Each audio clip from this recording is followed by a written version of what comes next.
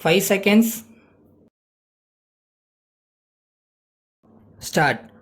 மாண்புமிகு பேரவை தலைவர் அவர்களே, இந்த நிதிநிலை அறிக்கையின் மீதான பொது விவாதத்தில் ஆளுங்கட்சியின் சார்பிலும் எதிர்க்கட்சிகளின் சார்பிலும் 50க்கும் மேற்பட்ட உறுப்பினர்கள் தங்களுடைய கருத்துக்களை எடுத்து வைத்திருக்கிறார்கள். இந்த அறிக்கையை அப்படியே அனைவரும் ஏற்றுக்கொள்ள வேண்டுமென்று நான் சொல்ல முன்வரவில்லை. இதிலே குற்றங்குறைகள் இருக்கலாம். அவற்றையெல்லாம் நீக்குவதற்கான அரிய யோசனைகளை மாண்புமிகு உறுப்பினர்கள் தெரிவிக்க வேண்டும் என்பதுதான் என்னுடைய விருப்பமாகும். பொதுவாக இந்த அவை முன் வைக்கப்பட்டுள்ள வரவு செலவு திட்டம் குறித்து நாட்டிலே உள்ள சில ஏடுகளெல்லாம் எவ்வாறு கருத்து தெரிவித்திருக்கின்றன என்பதை சுருக்கமாக இங்கே நான் சுட்டிக்காட்ட விரும்புகிறேன். வரும் ஆண்டில் 50 கோடி ரூபாய் வரை நிதி ஆதாரங்களை பெருக்க வேண்டுமென்ற ஒரு நடுநிலையான கொள்கையை தமிழக முதலமைச்சர் அவர்கள் வேகத்திற்கும் விவேகத்திற்கும் இடையே நின்று வகுத்திருக்கிறார் என்று ஒரு நாளேடு குறிப்பிட்டிருக்கிறது.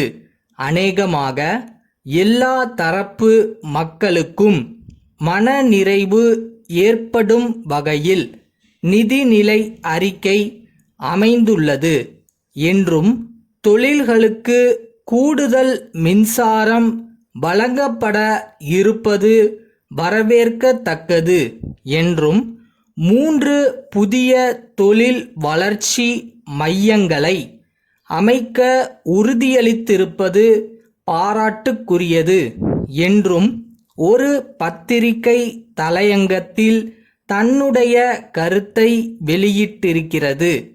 தாழ்த்தப்பட்டோர், பழங்குடியினர், மிகவும் பிற்படுத்தப்பட்டோர், வேலை இல்லாதோர், மகளிர் ஆகியோருக்கான சில சிறப்பு திட்டங்கள் அறிவிக்கப்பட்டிருப்பதை பாராட்டி எல்லா வகைகளிலும் ஆளுங்கட்சி தனது வாக்குறுதிகளை நிறைவேற்ற முனைந்துள்ளது என்று மற்றுமொரு நாளேடு மகிழ்ச்சி தெரிவித்துள்ளது. தமிழக அரசு 3 பிரச்சனைகளை சந்திக்க வேண்டியிருக்கிறது. ஒருபுறம் கடுமையான நிதி பற்றாக்குறை, மறுபுறம் வளர்ச்சிப் பணிகளில் தீவிரம் காட்ட வேண்டிய அவசியம். இவை எல்லாவற்றுக்கும் மேலாக தேர்தல் வாக்குறுதிகளை நிறைவேற்ற வேண்டிய கட்டாயம்.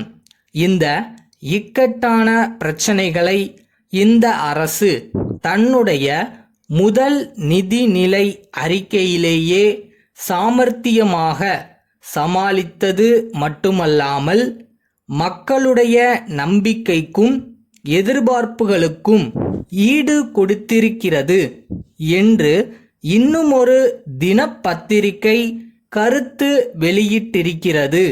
அதனையொட்டித்தான் இங்கே பல்வேறு கட்சிகளின் சார்பில் பேசிய உறுப்பினர்கள் கூட இந்த அறிக்கையிலுள்ள சிறப்பு அம்சங்களை பாராட்டி பேசினார்கள். வளர்ந்து வரும் விஞ்ஞான உலகத்தில் மின்சாரம்தான் எல்லாவற்றிற்கும் உயிர் நாடியாக இருக்கிறது. அந்த மின்சார உற்பத்தியிலும் அதன் தொடர்பாக தொழில் வளர்ச்சியிலும் அதனை கொண்டு வேலை வாய்ப்பை பெருக்குவதிலும் குறிப்பாக பின்தங்கிய மாவட்டங்களை தொழில் வளமுள்ள இடங்களாக மாற்றுவதிலும் அரசு முயற்சிகளை மேற்கொண்டு வருகிறது என்று பொதுவாக குறிப்பிட்டு நிதி கோரிக்கைகள் தனித்தனியாக அவை முன் விவாதத்திற்கு வரும்போது அந்தந்த துறைக்கு பொறுப்புள்ள அமைச்சர்கள் விளக்கமளிப்பார்கள் என்று கூறி உரையை முடிக்கின்றேன்.